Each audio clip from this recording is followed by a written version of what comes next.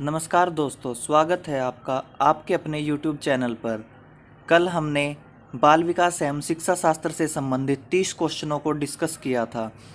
मित्रों, वे सभी क्वेश्चंस किसी न किसी टेट में आए हुए हैं। आज हम नेक्स्ट 30 क्वेश्चंस को डिस्कस करते हैं। चलिए। प्रतिभाशाली होने का संकेत निम्न में से क्या नहीं है? दूसरों के साथ लड़ाई झगड़ा करना। मनोचित्रण का संदर्भ है मन के प्रकार्य का अन्वेषण करना। निम्न में से किस स्तर में बच्चे अपने समकक्षी वर्ग के सक्रिय सदस्य बन जाते हैं? किशोरावस्था में सक्रिय सदस्य बन जाते हैं। अपने विद्यार्थियों को समझने के लिए एक शिक्षक में अच्छी जानकारी होनी चाहिए। बाल मनोविज्ञान की, बच्चों को समझने की प्रवृत्ति की, विषय वस्तु के प्रति विद्यार्थियों के मत की। उपयुक्त सभी इसका आंसर आ जाएगा। मानवीय मूल्य जो प्रकृति में सार्वत्रिक हैं के विकास का अर्थ है अभिव्यक्ति के रूप में। प्राथमिक शिक्षक के लिए बाल मनोविज्ञान का ज्ञान आवश्यक है क्योंकि यह बच्चों के व्यवहार को समझने में शिक्षक की सहायता करता है। बाल विकास की परिभाषा का अध्ययन क्षेत्र है जो किसी बच्चे के संज्ञानात्मक, सामाजिक तथा दूसरे के सामर्थ्यों के क्रमिक विकास के लिए उत्तरदायी होगा। विद्यार्थियों में श्रम की स्फूर्ति का विकास करने के लिए समय समय पर विद्यार्थियों को श्रम करने के अवसर देने चाहिए। विद्यालय से विद्यार्थियों के भाग जाने का कारण क्या होता है? समस्या के प्रति शिक्षकों का निर्दयी अभिवृत्ति।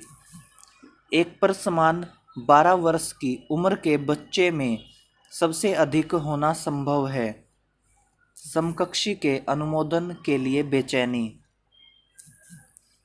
आप किसी कक्षा में पाठ पढ़ाते हैं और एक विद्यार्थी विषय से असंबद्ध एक प्रश्न पूछता है।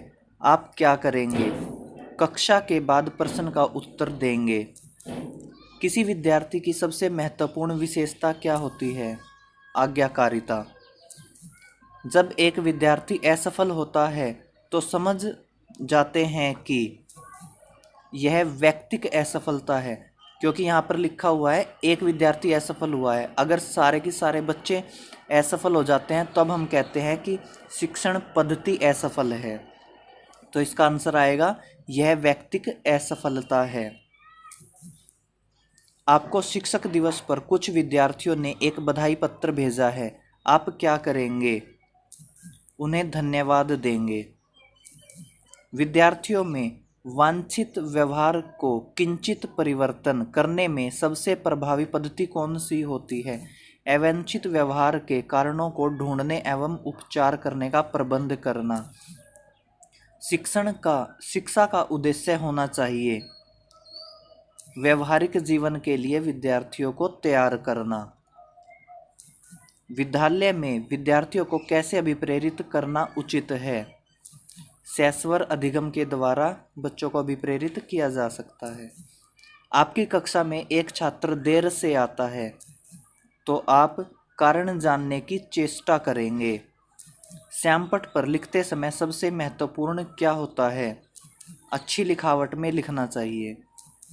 बुनियादी स्तर पर मातृभाषा में शिक्षा देना बेहतर है क्योंकि प्राकृतिक वातावरण में बच्चों को सीखने में सहायता मिलती है।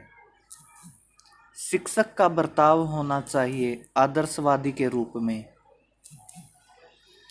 यदि एक विद्यार्थी कक्षा में भाग लेने में संकोच करता है तो आप उससे केवल तब प्रश्न पूछेंगे जब वह उनके उत्तर देने के लिए उत्साहित होगा। निम्न में से कौन सा शिक्षण अधिगम का स्तर नहीं है? विभेदीकरण का स्तर। चरित्र का विकास होता है इच्छा शक्ति के द्वारा, बर्ताव एवं व्यवहार के द्वारा, नैतिकता के द्वारा। तो इसका आंसर आ जाएगा उपयुक्त सभी के द्वारा। शिक्षण का सत्तावादी स्तर होता है, शिक्षक केंद्रित होता है सत्तावादी में। यदि कोई विद्यार्थी आपका सम्मान नहीं करता तो आप उसकी उपेक्षा करेंगे। एक शिक्षक विद्यार्थियों को अनुप्रेरित कर सकता है उन्हें पुरस्कार देकर। शिक्षण से संबंधित किसी विद्यार्थी की समस्याओं का सबसे अच्छा उपचार होता है निदानात्मक शिक्षण।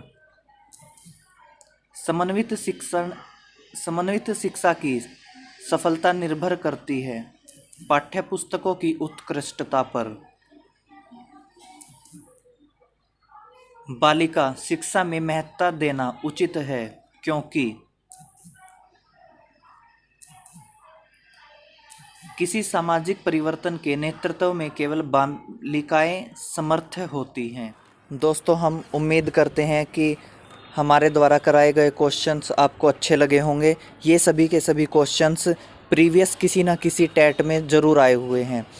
तो हमारे चैनल के साथ बने रहिए और हमारे आने वाली सभी वीडियोस को अपने YouTube पर सबसे पहले पाने के लिए अभी हमारे चैनल को सब्सक्राइब कीजिए और बेल आइकन को प्रेस करिए ताकि हमारे द्वारा डाले जाने वाली सभी वीडियो सबसे पहले आप तक पहुंच सके। धन्यवाद।